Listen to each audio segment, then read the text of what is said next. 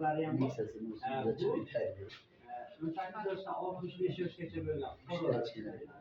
Ya'ni boshlang'ich badal 30%ni to'laydigan hech qanday o'zini bank qilib 30% qancha bo'ladi? Ya'ni 100 million bo'ladigan 400 million.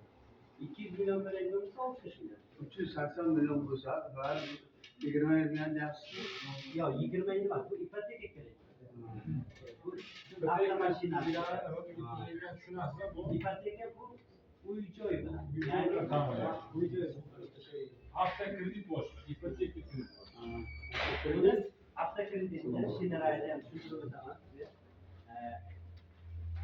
3 yildan 5 yilgacha beriladi. Agar o'zimiz bank loyihasida ish haqiga ega bo'lgan mijozlarimizga 20% beriladi.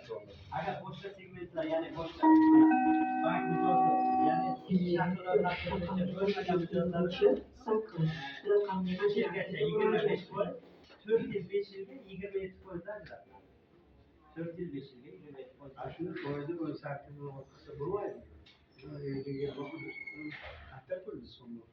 Ya aslida shunday, lekin hozirgi kunda boshqa banklar bilan solishtirganda juda eng arzon foiz faqat o'tadi.